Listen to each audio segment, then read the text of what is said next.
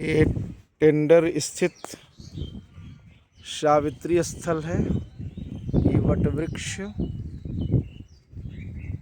विशाल what वृक्ष, और यहाँ पर देखिए मेरी श्रीमती वट वृक्ष के चारों ओर परिक्रमा कर रही है और आज अपने सौभाग्य के लिए ये व्रत का संपादन कर रही है।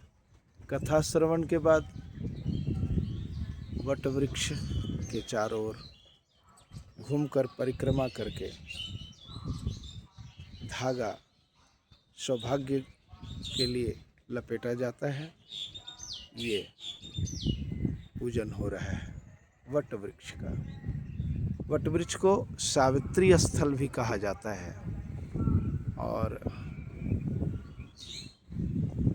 सावित्री स्थल यानी यहाँ सावित्री का वास है। और जैसा कि कथा में कहा गया है कि जो अश्वपति थे राजा, उन्होंने सावित्री स्थल पर सावित्री व्रत किया था, जिससे सावित्री प्रसन्न हो करके उनके यहाँ पुत्री के रूप में जन्म ली थी। और चूँकि सावित्री की कृपा से पुत्री की प्राप्ति हुई, इसलिए उसका नाम उन्होंने सावित्री रखा। वास्तव में सावित्री ही उनके घर में पुत्री रूप में अवतरित हुई थी। और चूँकि सावित्री अवतरित हुई थी तो उसमें सावित्री के तो गुण थे ही, वह सावित्री का ही अवतार थी। और जब वह बड़ी हुई तो उसके तेज के सामने कोई भी युवक उसे पत्नी के रूप में प्राप्त करने के लिए मांगने का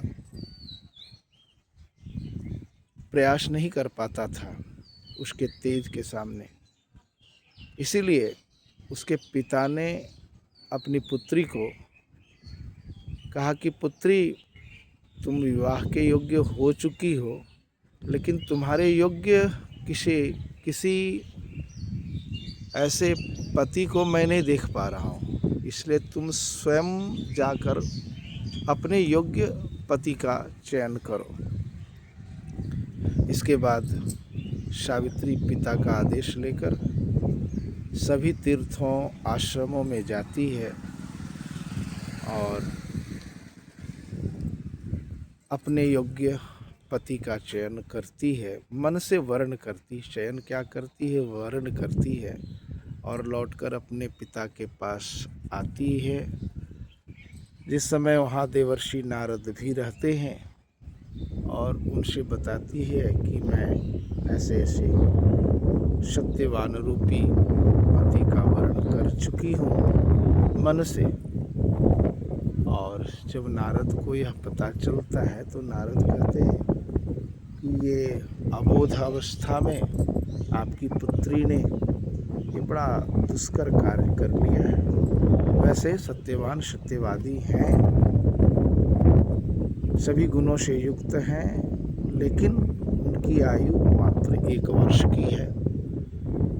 तो सावित्री का जो उत्तर होता है वो कहती है कि राजा भी एक बार ही कुछ कहता है और जो कहता है उसको करता है। ब्राह्मण भी एक बार ही जो कहते हैं उसको करते हैं। उसी तरह कन्या भी एक बार ही वर्ण करती है। अब चाहे जैसे भी हो, मैंने वर्ण कर लिया तो कर लिया, अब वही मेरे पति होंगे। और उन्हीं सत्यवान के साथ उनका विवाह होता है। और विवाह के बाद सावित्री को तो नारद जी के वचन पूरा याद ही रहते हैं। जैसे जैसे दिन नज़दीक आता है उसे बहुत चिंता होती है कि अब कैसे क्या होगा, मेरे पति की आयु तो अब क्षीण हो रही है। लेकिन पतिव्रता सावित्री ने यमराज से अपने पति को लौटा लिया। ये क्षमता एक पतिव्रता में ही होती है।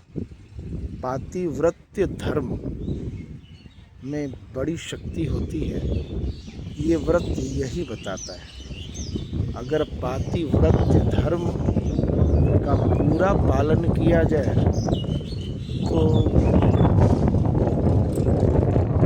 अल्प आयु पति को भी दीर्घजीवी बनाया जा सकता है। ये कहानी यह बताती है पातिव्रत्य धर्म बहुत बड़ी चीज़ है। कहा गया है कि ये दुनिया जो टिकी है, तो जिसके बल पर टिकी है, पृथ्वी जिसके बल पर टिकी है, उसमें एक पतिव्रता भी है।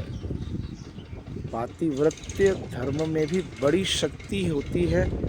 ये बात ये वट सावित्री व्रत सिद्ध करती है। और ये व्रत आज किया जा रहा है।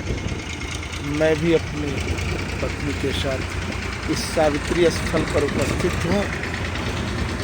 और कहा जाता है कि इस सावित्री स्थल पर जो संध्या वंदन किया जाता है, अगर पत्नी के हाथों से लाए हुए पांडुकूप के जल से अगर पति सावित्री स्थल पर संध्योपासना करते हैं तो उनको 12 वर्ष संध्या वंदन करने का फल मिलता है। इतना महान है ये सावित्री स्थल। सावित्री स्थल यानी वट वृक्ष का स्थान।